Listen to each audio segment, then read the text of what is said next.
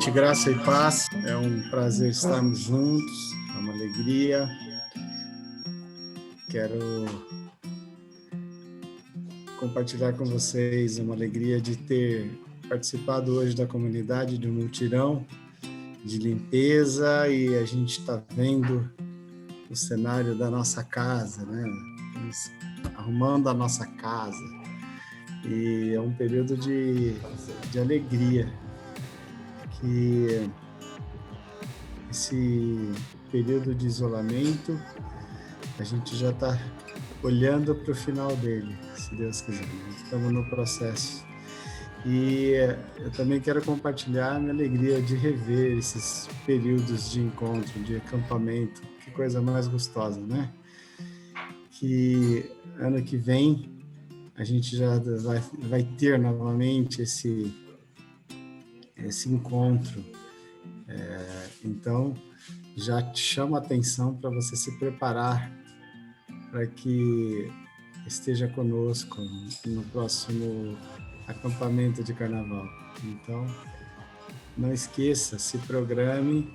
Logo mais o Elcio vai trazer as informações a respeito desse evento, e é importante a gente cuidar dos nossos recursos para que a gente possa participar dele, tá bom? Vamos orar, vamos agradecer a Deus, vamos consagrar esse momento. Deus, nosso Pai, nós te bendizemos por estarmos juntos, te bendizemos pela tua misericórdia e graça, pelo teu Espírito Santo que está sobre nós. Nós te agradecemos, ó Deus, por sermos agraciados por tua misericórdia. Senhor, fomos alcançados por tua graça, alcançamos, Senhor Deus, a salvação em Cristo Jesus por tua graça e misericórdia. E te louvamos, ó Deus, pela salvação. E mais do que isso, nós temos te agradecido e louvado porque essa obra de remissão, de redenção, ela é permanente, Senhor. Todos os dias, ó Deus, nós somos, ó Deus, instados, ó Deus, somos chamados, ó Pai, para vivermos uma vida mais parecida com a de Jesus.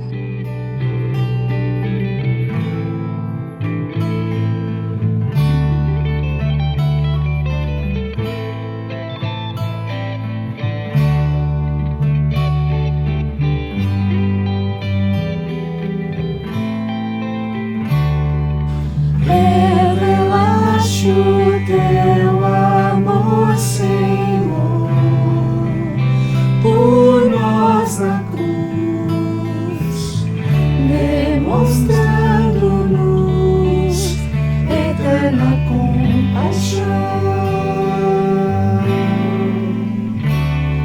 Salvação concede a todo que confia em ti.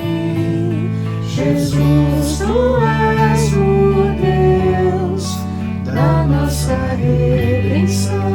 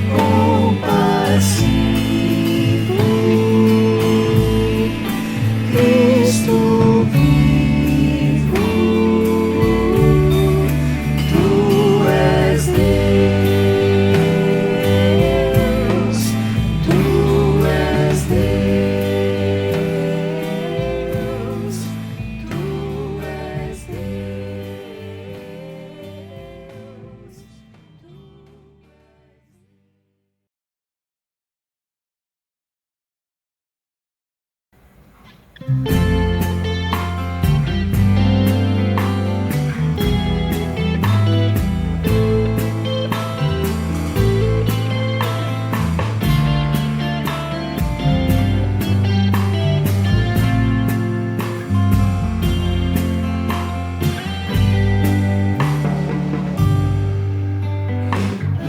eu te conhecia de ouvir falar, mas agora de contigo andar. Eu sei o Deus que tenho, meu Rei, Senhor e Pai. Te quero em minha vida mais e mais. Antes eu te conhecia de ouvir falar, mas agora de contigo andar. Tu és meu bem supremo, meu Rei, Senhor e Pai. Me alegro em tua vontade mais e mais. Sondas e conheces meu coração, Senhor. Sabes, sou limitado, mas conto com teu amor. Sendo, pois, teu filho, venho te dar louvor. Que bom é tua vida em minha vida. Que glória é tua vida em minha vida. Me alegro com tua vida em minha vida.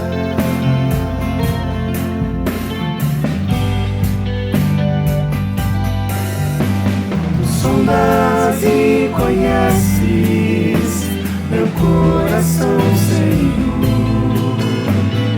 Sabes que te dependo, mas conto com teu amor. Sendo, pois, seu filho, venho te dar louvor. Que bom é tua vida em minha vida. Que glória é tua vida em minha vida. Me alegro com tua vida em minha vida.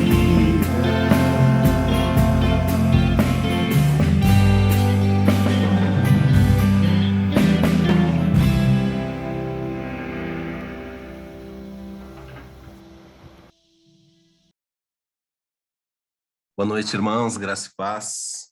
Eu queria agradecer. O Hamilton começou falando do trabalho que a gente teve hoje lá, toda aquela parceria. E queria agradecer muito o pessoal que foi, Bárbara, Pilão, o pessoal da semana passada também, Vera, Henrico, Hamilton, Elcio, chegou depois lá e ajudou a gente numa engenharia pesada. O Jonathan, que veio de tão longe, né? Toda aquela turma, a Thaís a semana passada, o Lala essa semana, a Clarinha 2 semanas seguidas nos ajudando. Estou esquecendo de gente, né? O Guilherme, a Letícia, todo mundo que de alguma maneira, se eu esqueci aí me perdoa, mas a nossa gratidão é imensa pelo carinho, pelo cuidado de vocês, porque a gente está cuidando de algo que o Senhor colocou para a gente como um espaço um espaço de pedra para colher coração de carne, né? Para que a gente possa ter um abrigo, para que a gente possa ter um lugar de ensino, para que a gente possa ter um lugar de abraço, para que a gente possa ter um lugar estratégico, para que a gente também tenha um lugar de refrigério, de encontro. Então a gente vê o carinho, a forma como as pessoas têm feito ali, e, se Deus quiser, como o Milton falou, logo, logo, agora em setembro ainda, a gente deve estar com alguma coisa mais definitiva. Os jovens já têm utilizado um pouco mais, mas a minha palavra é de gratidão, né? Gratidão a Deus e a todos que têm sido muito generosos conosco. Enquanto você lembrou do nome da pessoa por quem você quer orar, eu queria que você fizesse isso com aquela consciência muito grande, nós devemos fazer, de que nós só podemos fazer isso porque nós não somos órfãos, nós temos um pai. Nós temos um pai a quem pedir, nós temos um pai a quem agradecer, né? E nós temos um pai que sempre nos lembra que nós temos irmãos. E quem são esses irmãos, senão todas as pessoas que estão próximas, longe, não importa. Mas principalmente aqueles que sofrem, né? E também aqueles com quem a gente se alegra. Vamos falar com o nosso Deus, o nosso Pai. Não somos órfãos, temos a quem pedir, temos a quem agradecer. Vamos orar. Pai nosso que estás no céu, santificado seja o teu nome, Senhor. Venha a nós o teu reino, seja feita a tua vontade, assim na terra como no céu. E o pão nosso de cada dia, Senhor, nos dá hoje, nos dá e conceda que a gente compartilhe com todo aquele que é faminto, Senhor. Perdoa, Senhor, as nossas ofensas, dá-nos um coração de reconciliação, e que nós possamos perdoar, assim como o Senhor nos perdoa, Pai. Não nos deixe, Senhor Deus, cair na tentação de fazermos parceria com o mal, Senhor. Livra-nos, Pai. Livra-nos. Livra-nos de nós mesmos, Senhor. E que tudo seja para o Teu reino, para a Tua glória e para tudo sempre, Senhor. Senhor, recebe as nossas ofertas, recebe as nossas vidas, recebe tudo que somos, tudo que temos, porque, na verdade, o que temos é Teu, Senhor. E, inclusive, nós mesmos, Pai. Recebe-nos no Teu altar, assim como toda e qualquer dádiva que o Senhor colocou nas nossas mãos, recebe de volta e usa para que o Teu reino seja exaltado e engrandecido hoje e para todo sempre. Amém, Jesus. Amém. Queridos, lembre de ofertar, né, de fazer isso com a generosidade e lembrando sempre que se o Senhor tem multiplicado na sua vida, não é para você acumular, é para você compartilhar. Resumindo, só uma razão para você se tornar um milionário, é você compartilhar, senão não há sentido e propósito nisso. Deus abençoe.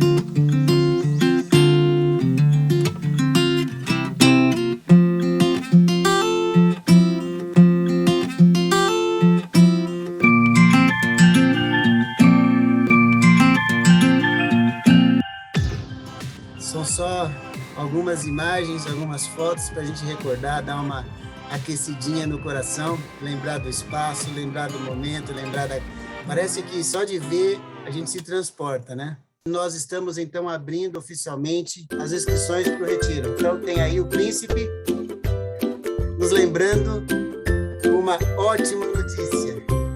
Estão abertas as inscrições para o retiro de 2022 e nós vamos participar ali no sítio Sônia Maria, ali no seu honorato, no dia 25 de fevereiro até 1/3, com o custo de R$ 550 por pessoa adulta. As crianças de 7 a 12 anos vão pagar metade, e nós estamos com a expectativa de lotar a casa. Nós temos a possibilidade de ir com 70 pessoas, e a perspectiva que a gente tem é que nós vamos preencher todas essas vagas. Então, os irmãos interessados, não deixem para depois, para se posicionar. Já vamos fazer toda uma programação. Me procurem, este que vos fala vai estar cuidando das inscrições. Então, fico à disposição de vocês. Vocês podem me procurar no privado, por telefone, por WhatsApp, por e-mail. E todos vocês, então, podem me acessar, eu fico à disposição para a gente já começar as inscrições. Tá bom, irmãos? Essa é uma boa notícia. Nós estamos muito felizes, nós estamos com uma expectativa muito grande em aproveitar esse presente que Deus está ofertando, está deixando novamente para a comunidade. Vamos aproveitar juntos, tá bom? Contamos com vocês todos. Tá bom? Fico à disposição para o que vocês precisarem no privado.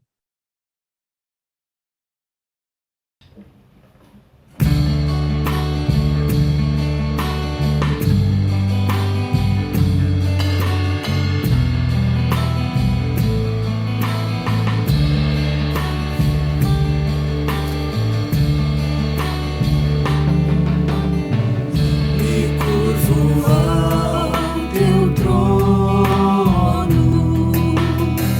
já não perco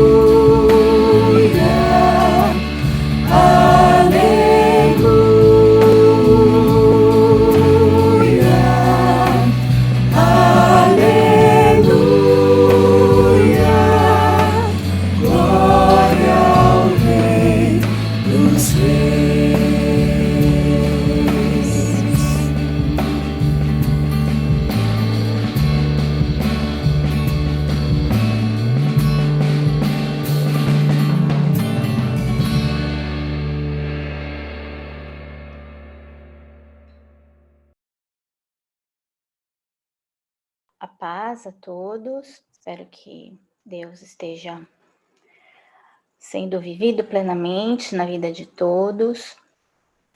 Que a paz e a graça de Deus estejam conosco.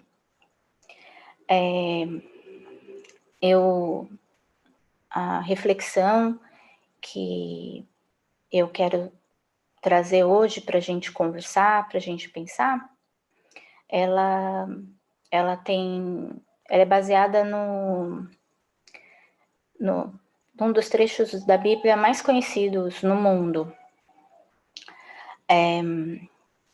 Quem de nós teve a oportunidade de crescer já em uma igreja e cujos os pais se converteram quando éramos crianças ou mesmo antes disso, teve a oportunidade de frequentar a escola bíblica e a prática das lições, né,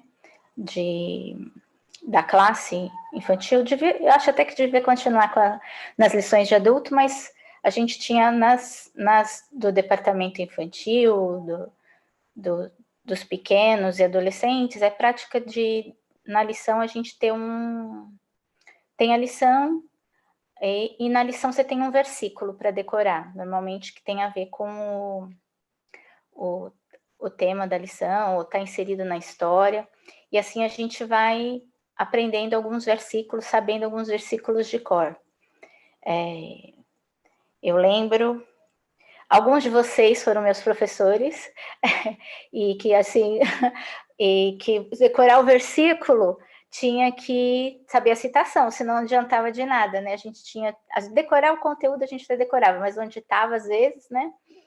E a gente tinha que decorar a localização desse versículo, não só o conteúdo. E depois, avançando, assim, o próximo passo para avançar, assim, decorar os versículos é, de repente, decorar um capítulo. E, até por motivos óbvios, quando a gente decora um capítulo inteiro, normalmente ele está no livro de Salmos, né? Que a gente decora, até por serem poemas e canções, acho que fica mais fácil para a gente decorar. Eu, particularmente, o primeiro que eu decorei, não vai ser o que eu vou falar hoje, foi o Salmo 91, mas eu brinco que foi por osmose, que eu ia num culto que meu pai me levava toda segunda-feira, devia ter uns 7 anos, quando eu decorei o Salmo 91, que era lá na casa da irmã Gripina, que alguns conheceram, e tinha que falar o Salmo 91 toda vez eu acabei decorando. Mas eu queria conversar hoje, que a gente refletisse hoje sobre o Salmo 23, que eu acho que se a gente fizer uma enquete aqui, você sabe algum capítulo da Bíblia inteiro, acho que o Salmo 23 ganha de disparado, pelo menos esse a gente sabe de cor. Mas aí, e depois, acho que no top 10 estarão os salmos, e aí você tem Salmo 24, Salmo 100, e o Salmo 91, e você vai ter os salmos assim que as pessoas acabam sabendo o capítulo todo de cor. E falando sobre o Salmo 23, o Salmo 23 ele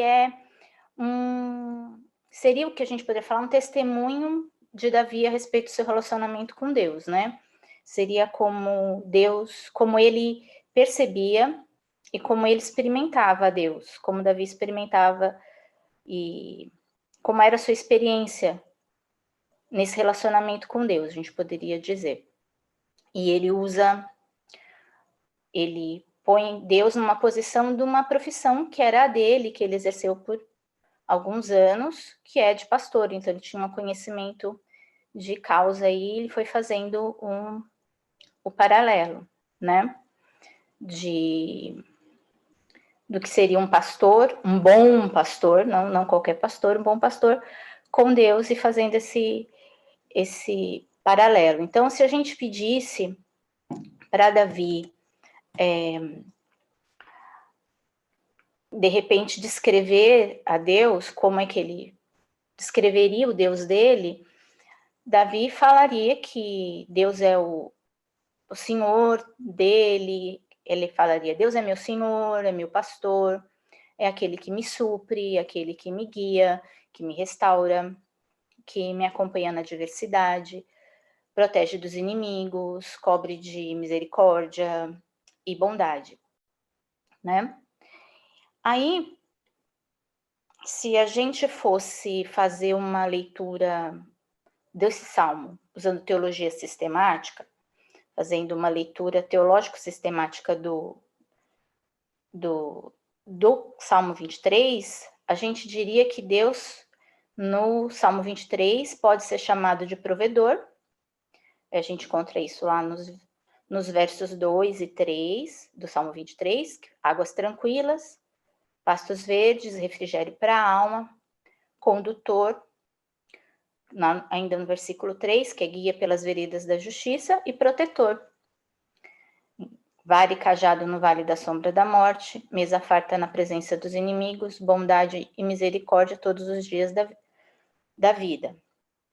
Que é o 4, o 5 e o 6. Então, usando teologia sistemática, Deus no Salmo é apresentado como provedor, como condutor e como protetor. E aí, inclusive, a gente... Só que, fazendo aqui um parênteses sobre o Salmo 23, a gente, somente nesses últimos tempos, em tempos difíceis como foram esses últimos 17 meses já, a gente fica tentado a usar a palavra como comandos, né? Para exigir de Deus solução, ou para usar de escudo, para que nada caia sobre a gente. Então, a gente fala: o Senhor é o meu pastor e nada me faltará, quase que colocando Deus contra a parede, falando que não era para faltar. Ainda que eu andasse pelo vale da sombra da morte. A gente quer usar, ou o Salmo 91, 1000 cairão do meu lado, 10.000 à minha direita, mas eu não vou ser atingido. A gente cai nessa tentação de usar a palavra até como mantra, não sei se é mantra, como amuleto, ou como comando mesmo de Deus para inquiri-lo ou para cobrar dele que a coisa aconteça ou que não aconteça com a gente, por exemplo. Mas aí, voltando ao Salmo, falando de Deus como provedor, condutor e protetor, que a gente vê no Salmo, eu devo confessar para vocês as minhas incredulidades, assim, não sei se seriam incredulidades, mas os meus senãos, os meus poréns em relação a essas características que a gente, às vezes, que tem no Salmo, mas que não é bem assim como a gente imagina. Falando de provedor, se vocês me perguntassem se eu acredito, se eu creio em Deus como meu provedor, com certeza. Deus é meu provedor, e acredito que todos acreditam que Deus é o nosso provedor, sim. Mas se nessa pergunta, se você estiver embutida nela, o fato de eu acreditar que, porque Deus é meu provedor, eu jamais vou passar por privação financeira, eu jamais vou ficar desempregada, eu jamais ficarei endividada, eu jamais vou abrir um negócio e me dar mal nesse negócio, eu jamais vou ficar mais pobre do que eu sou hoje. Do mesmo jeito que eu tenho certeza de que eu falei que sim, Deus é meu provedor, a minha resposta com certeza vai ser não. Não acredito nisso. Falando do outro aspecto, aí, usando teologia sistemática aí do Salmo, se perguntasse que eu acredito que Deus é o meu condutor, também, com certeza, sim, Deus é o meu condutor. Mas se nessa pergunta tiver novamente embutido o fato de eu acreditar que, porque Deus é o meu condutor, jamais eu vou tomar a decisão errada, jamais eu vou escolher o caminho da injustiça, jamais eu vou ter meus planos frustrados, os meus castelos desmoronados, que eu de jeito nenhum vou ficar indecisa ou sem saber para onde eu vou. Então, minha resposta aí é não. Eu não acredito nisso. E falando de Deus como um protetor, se eu acredito, acredito também. Do mesmo jeito que acredito que Deus é meu provedor, meu condutor, agora meu protetor, convictamente acredito que Deus é meu protetor. Mas se isso significar, por acaso, que eu jamais vou ser tocada por fatalidade, jamais vou ser alcançada por uma tragédia, jamais vou ser ferida pela maldade ou pela injustiça, que eu jamais vou sofrer perdas ou danos, mais uma vez, a resposta é um sonoro e definitivo não. Não. A convicção quanto à provisão, à orientação e à proteção de Deus não nos isenta da possibilidade de fracasso, de fatalidade, de privação, de machucados. Tudo isso constitui o ônus de viver. E eu posso afirmar isso, o que me baliza a afirmar isso, mesmo diante das palavras, daquilo que a gente encontra no Salmo 23, da descrição de Deus, é a própria biografia e a vida de quem escreveu o Salmo.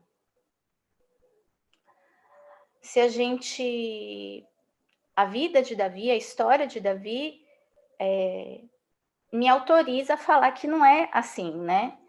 Porque se a gente fizer der uma passada rápida pela vida de Davi, a gente vai ver o seguinte: no início, a trajetória de Davi rumo ao trono, ela foi marcada por perseguição. Ele teve que se esconder para não ser morto pelo rei que estava ainda no trono. Ele se escondeu. A palavra fala lá em Samuel 22 que o primeiro exército que Davi forma era formado pela escória da sociedade, eram endividados, angustiados, pessoas descartadas pela sociedade da época. Isso foi o começo da chegada. Isso foi a chegada para a chegada de Davi ao trono foi assim. Quando ele chega ao trono, mais para frente, a gente vê que ele teve um filho que violenta a irmã. E por causa disso, esse filho que violenta a irmã é assassinado por outro irmão.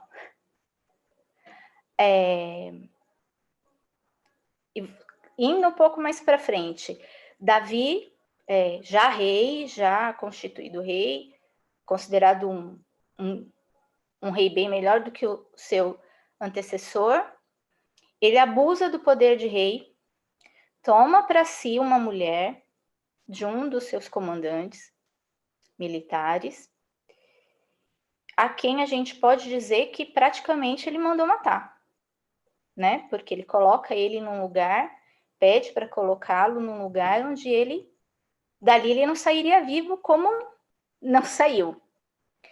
E então ele comete adultério e assassinato. E aí o filho esse filho, fruto desse adultério dele, o primeiro filho, ele acaba morrendo. Aí, avançando mais um pouco, o filho que matou o irmão que tinha violentado a irmã se revolta contra ele e lidera uma rebelião contra o pai e contra o reino. Esse filho rebelde aí, Absalão, ele é morto pelo exército real. E aí, como se não bastasse, e vale aqui dizer que Davi tinha... alguns dizem que Davi tinha um fascínio por Absalão, né? E esse filho é morto, E aí ele tem que comparecer, depois da morte desse filho pelo exército, ele tem que comparecer diante do povo para honrar, agradecer aqueles que mataram seu filho.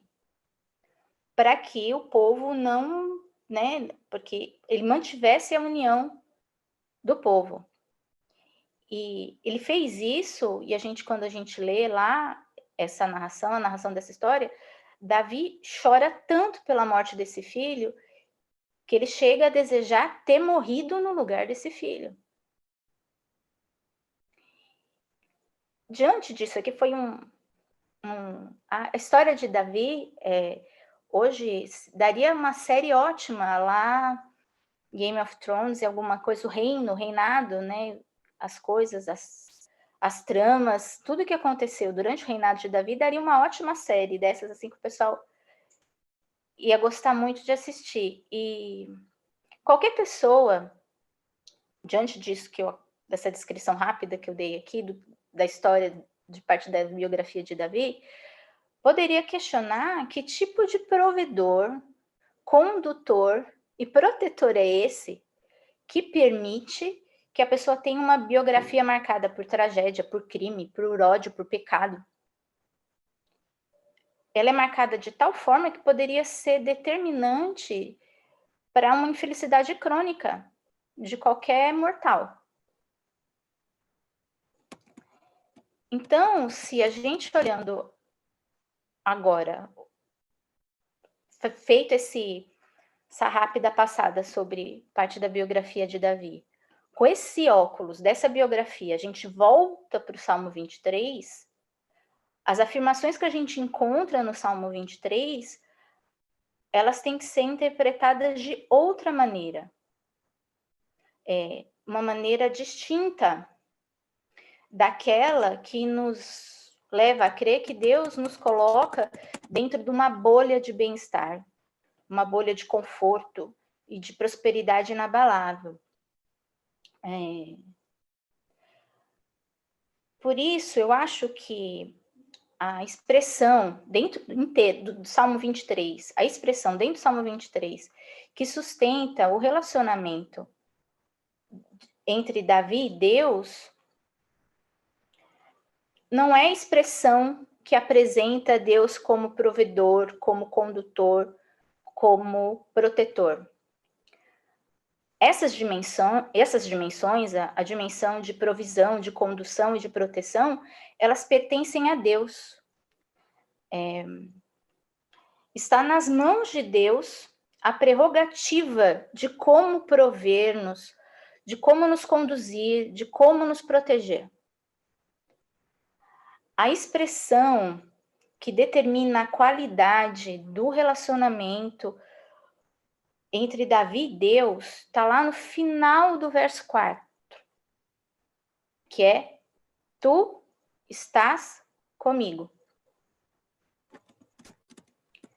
É isso que determina a qualidade do relacionamento de Davi e Deus. Então, se hoje se Davi tivesse aqui, se ele tivesse a oportunidade de perguntar para Davi, me descreva seu Deus, ele ia deixar a teologia sistemática que eu falei no começo, falar, tá aqui, as características de Deus, um Deus que me dá provisão, que me conduz, que me protege. Não, ele ia deixar de lado isso aí e falaria com o coração. Ele ia falar, Deus é meu grande companheiro. Ele está sempre comigo. Quando eu estava lá na caverna de Adulão, com um monte de pária, Deus estava comigo. Deus estava comigo quando Saul corria atrás de mim, querendo me matar. Deus estava comigo. Deus estava comigo quando os meus filhos se matavam e se odiavam. Deus estava comigo quando eu fiquei sem ação, sem saber o que fazer, para estancar o ódio dentro da minha casa. Deus estava ali à minha disposição, quis estar comigo quando eu me perdi na escuridão e usurpei, matei, menti por causa do desejo pela mulher de outro. Mesmo ali, Deus estava ali para mim. Eu não ouvi, não tive, porque eu quis me perder. Mas Deus, mesmo nesse momento, ele estava ali para mim. Deus esteve comigo quando eu precisei superar minha dor, para resguardar a autoridade do meu exército, para preservar a unidade do povo, naquele momento em que meu filho Absalão foi morto.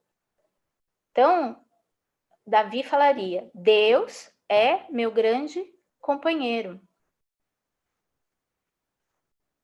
Então, se a gente faz uma leitura do Salmo 23 sobre a perspectiva, colocar dos óculos, com os óculos da biografia de Davi, se a gente faz a leitura desse salmo dessa forma, a gente aprende duas coisas. Primeiro, que eu não devo basear meu relacionamento com Deus naquilo que Ele pode fazer por mim, mas naquilo que Ele pode fazer em mim. A gente tem que trocar aí a preposição, o por em. Então, é nisso que, primeiramente, a gente tem que basear o nosso relacionamento com Deus. As expectativas que a gente possa ter em relação a Deus não podem estar relacionadas ao que Ele pode fazer nas minhas circunstâncias, mas o que Ele pode fazer no meu coração, quando eu estou vivendo essas circunstâncias. Afirmar que o Senhor é o meu pastor e nada me faltará implica num caminho livre de ansiedade e repleto de satisfação. Eu espero, e acredito que todos nós esperamos, que o dia da escassez nunca bata na nossa porta. Mas, se um dia ele bater, ele chegar, o que eu mais espero é poder dizer que aprendi a estar contente em qualquer situação, porque Deus está comigo. E porque Ele está comigo, eu posso superar qualquer circunstância ruim naquele que me fortalece. Afirmar que Ele me conduz às águas tranquilas, aos pastos verdejantes, que Ele restaura minha alma, implica num caminho de serenidade e saúde emocional. Eu tenho certeza que Deus tem o seu caminho no meio da tormenta. Deus, mesmo que eu esteja passando, ou que nós estejamos passando por um deserto, Ele vai nos levar a um manancial onde nós poderemos ser restaurados no corpo e na alma. Eu espero, de verdade, jamais passar pelo que o apóstolo Paulo passou. Mas, se por acaso eu vier a passar, ou caso seja necessário que eu passe, o que eu mais espero é também dizer o que Paulo diz, que combati o bom combate, terminei a carreira e guardei a fé. Passei por tudo e estou inteiro. Afirmar que Deus prepara uma mesa na presença dos meus inimigos, unge a minha cabeça com óleo, implica num caminho no qual a alegria é possível, mesmo quando o que é mal está diante dos nossos olhos. A gente espera que o ódio e o mal do mundo não se materializem na frente da gente. O que está acontecendo no Afeganistão, a gente vê. O mal tem tomado forma física, ele tem se materializado, ele não é só uma ideia, ele é praticamente palpável.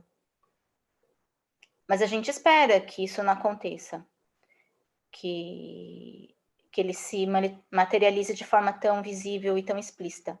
Mas, caso isso aconteça, eu espero muito ter a coragem de continuar em frente, com os olhos fitos, colocados assim, direcionados na mesa, posta pelo bom pastor, que me prometeu vida abundante no meio dos lobos.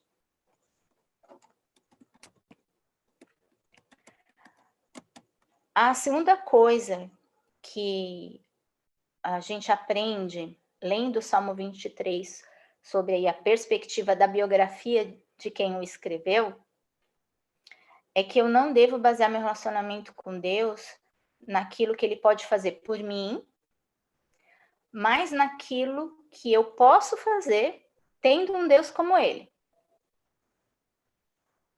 Então, diante dos vales da sombra, da morte, eu não tenho que ficar esperando que Deus me leve para longe do vale da sombra e da morte. Ou que ele afaste a sombra do vale que eu estou. Afaste do vale a sombra da morte. No dia em que tudo ficar escuro, o que eu tenho que esperar é que eu não me deixe ficar completamente tomado por um espírito de covardia, mas que eu consiga me levantar movida pelo espírito de amor, de moderação e de poder para atravessar o vale com a dignidade que só pode atravessar aqueles que conseguem afirmar que Deus está comigo. Davi escreveu o Salmo 23 usando as características, como eu disse no começo, do que seria um bom pastor. Porque era o que ele vivia, o que ele tinha de palpável, fazendo esse comparativo. Eu espero, por exemplo, se cada um de nós um dia tivermos a oportunidade de escrever um salmo, provavelmente a gente talvez não use, faça uma analogia com um pastor, que a gente faça uma analogia com algo que seja mais palpável para a gente, mas que no nosso salmo, a frase "tu estás comigo" estivesse presente. Que a gente consiga ter Deus como esse companheiro.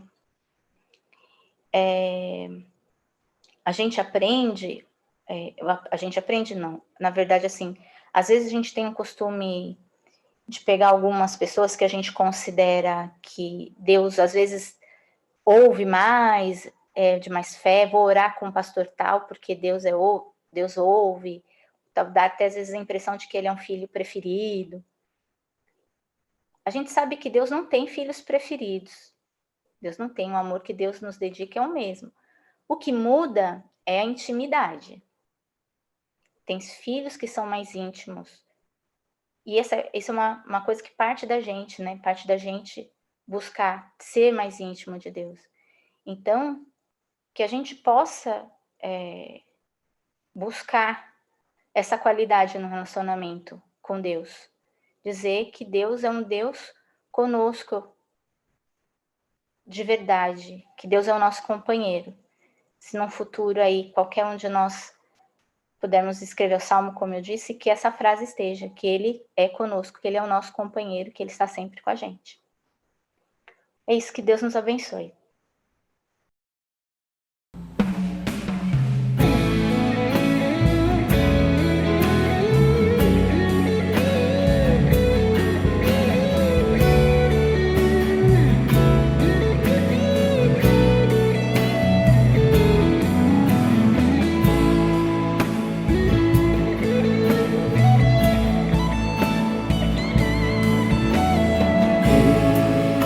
Queria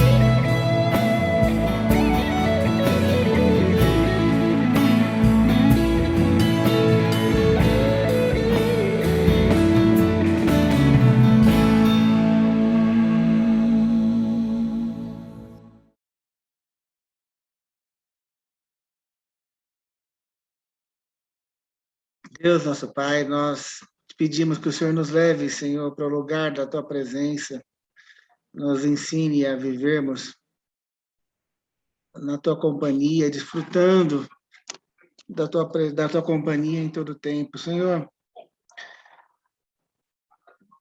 a gente é velho de igreja, Deus. Estamos acostumados a todo sábado estar aqui falando, mas nós precisamos de um milagre a cada dia, Senhor, que é revivermos a experiência da tua vida em nós, da tua presença em nós, da tua voz no nosso coração. Deus, livra-nos, ó Senhor, dessa sensação de que somos donos da relação com Deus e já está tudo resolvido. Deus, ensina-nos, ó Senhor, assim como a gente tem que aprender também a se relacionar, a nos relacionarmos uns com os outros, a cultivarmos, ó Senhor, a nossa amizade, o nosso amor. A gente se cuida, a gente se relaciona de uma forma a preservar, Senhor, a nossa comunhão. Que saibamos fazer isso contigo, Senhor. Deus, nos leva para a tua intimidade e que a gente tenha essa dedicação, Senhor, de te buscar, de aprender a ouvir a tua voz. Deus, nos livra, Senhor, desse relacionamento religioso que a gente tem. Nos livra, Senhor. Nos leva para mais além, Senhor. Nos leva para uma amizade, para uma relação de confiança, uma relação de companheirismo. Deus, faz o milagre da gente também sentir isso, Senhor, sentir o teu abraço. Por isso, eu também quero, neste momento, te pedir por aqueles que estão mais carentes, Senhor, da tua manifestação. Pessoas, Senhor, que estão aflitas, Senhor, que estão angustiadas, que a tua presença faria grande diferença. Deus, visita-nos, ó Deus. Visita-nos, Senhor. Venha, Senhor, de uma forma, Senhor, que a gente perceba, Senhor, e nos rendamos a Ti. Senhor, toca, Senhor, cada um de nós, que a rotina, Senhor, com que conversamos contigo, com que cantamos louvores, como que lemos a Bíblia, como que fazemos culto. Que isso, Senhor, seja muito pouco, Senhor. Que maior seja, Senhor, a nossa conversa real, olho no olho contigo, Senhor. Sabemos que isso não é uma coisa simples, Tu és um Deus que não é como nós, que não se apresenta de forma visível, é muito raro isso. Mas, ó Senhor, o nosso coração também já reconheceu muitas vezes e ardeu diante da Tua presença, Senhor. A gente consegue identificar, Senhor, a Tua mão nos guiando, as Tuas mãos nos protegendo. Que tenhamos essas experiências em todo o tempo, Senhor. Ou de uma forma mais frequente, Senhor. Deus, hoje a vida nos distrai demais, ó Senhor. Nós temos muitas distrações, ó Senhor. Nos traz de volta, Senhor, para as coisas que são importantes. E o lugar da oração, Senhor, é um lugar que nós queremos estar. Ajuda-nos, portanto, nós te pedimos assim, no nome de Jesus. Amém. Que a graça do nosso Senhor e Salvador Jesus Cristo, e a comunhão e as consolações do Espírito Santo estejam conosco e conosco permaneçam agora e sempre. Amém.